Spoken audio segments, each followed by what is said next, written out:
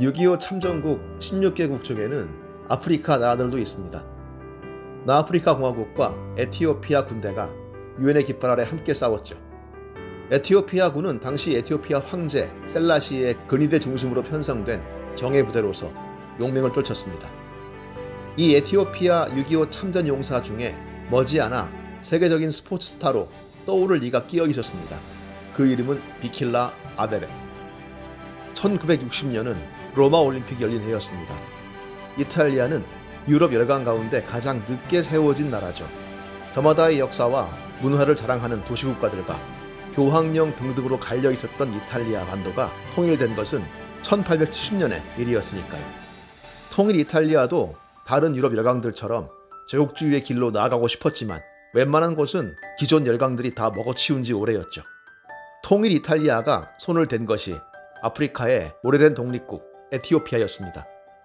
첫 침공에서 이탈리아는 에티오피아의 강력한 저항으로 뜻을 이루지 못했지만 1935년 제2차 침공에서 끝내 에티오피아를 점령하고 말았죠. 이후 독립을 회복한 에티오피아 사람들이 이탈리아에 대해 느끼는 특별한 감정을 짐작하시겠죠.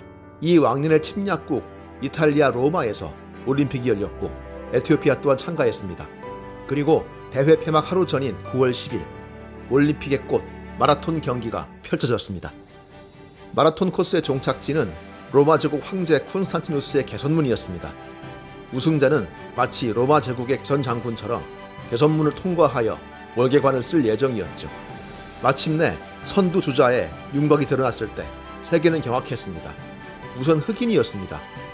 지금 보면 말도 안 되는 편견이지만 당시에는 흑인들은 장거리에 약하다는 속설이 있었습니다. 그 편견이 뒤집힌 것이죠. 두 번째 놀란 이유는 그의 맨발이었습니다. 독일의 아디다스가 육상화 협찬을 해주긴 했으나 시원치 않자 그냥 맨발로 내달린 겁니다. 세 번째로 놀란 이유는 하필이면 에티오피아 사람이란 것이었죠. 이탈리아와 피어린 전쟁을 치렀던 나라, 로마의 가도를 맨발로 달리던 아베베의 아버지도 그 전쟁의 참전 용사였습니다. 그 역사를 뒤로하고 맨발의 에티오피아인 마라토너 비킬라 아베베는 로마의 개선문을 향해 다른 박질 쳐갔죠. 비킬라 아베베는 에티오피아의 암하라어로 피어나는 꽃이란 뜻입니다. 아프리카의 해라고 할 만큼 아프리카 각국 독립의 열기가 몰아쳤던 즈음 한 아프리카인이 자신의 조국을 점령했던 열강의 수도 한복판을 선두로 질주해가는 모습은 기나긴 겨울을 지나고 피어나는 꽃망울처럼 세계 사람들의 감흥을 불러일으켰습니다. 당시 보도 내용 중 인상 깊은 구절입니다. 에티오피아를 점령하기 위해서는 이탈리아 군 전 병력이 필요했지만 로마는 단 한 명의 에티오피아 하사관에 의해 정복당했다. 우승의 이유를 묻는 기자들에게 아베베는 이렇게 말했습니다. 우린 가난해서 현대의 수송수단에 익숙하지 못하다. 웬 우승자답지 않은 자기 비하인가 했더니 그 다음 말에 백인 기자들은 어안이 벙벙해지고 말았습니다. 우리는 어디든지 뛰어간다. 40km 정도는 별것이 아니며 더 뛸 수 있다. 한 20km쯤은 더 달릴 수 있다. 4년 후 도쿄올림픽에도 아베베는 출전했지만 그의 우승을 기대하는 사람은 없었습니다. 단 5주일 전에 맹장 수술을 받았던 겁니다. 하지만 아베베는 또 하나의 세계 신기록을 세우며 우승을 차지해서 세계를 놀라게 합니다. 문제는 우승한 뒤에 벌어졌습니다. 아베베의 우승을 꿈에도 생각지 못했던 조직위원회가 에티오피아 국가 연주를 준비하지 못하는 겁니다. 결국 기상천외한 일이 벌어집니다. 아베베가 올라간 시상대 위로 주최국 일본의 국가인 기미가요가 울려 퍼진 거죠. 대륙을 달리한 68년 멕시코 올림픽에도 아베베는 나타났습니다. 경기 시작과 동시에 아베베는 기운차게 달려나갔습니다. 초반 페이스는 오히려 이전 대회보다 빨랐습니다. 당연히 경쟁 선수들은 아베베를 의식하며 페이스를 조절했는데 뜻밖의 일이 벌어집니다. 경기 중반에 접어들면서 에티오피아의 동료 선수 마모 윌데가 선두로 치고 나오자 아베베가 기권해버린 겁니다. 그는 경기 시작 전에 이미 골절상을 입고 있었습니다. 그 다리로 동료의 페이스메이커를 자임했고 초반에 놀라운 레이스로 마모 윌데의 경쟁자들의 길을 꺾어버린 겁니다. 마모 윌데가 경기장 트랙 몇 바퀴를 돌고 골이 날 때까지 2위는 경기장 안에 들어오지도 못했습니다. 작전 성공. 이후 그는 교통사고로 하반신이 마비되는 비극을 겪습니다. 에티오피아와 자신에게 영광을 갖다 준 그 다리를 잃은 거죠. 하지만 그는 또 올림픽 무대에 나옵니다. 나에게 다리는 없지만 두 팔이 있지 않은가.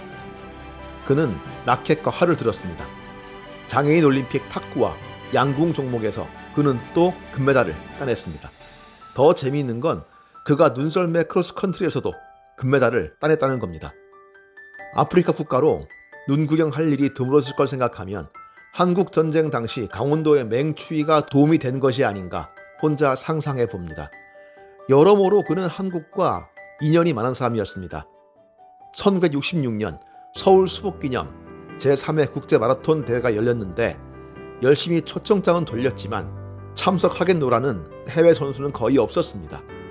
그야말로 이름만 국제, 사실상 국내 대회로 전락할 상황. 하지만 비킬라 아베베가 참석하면서 분위기가 좀 바뀌었습니다.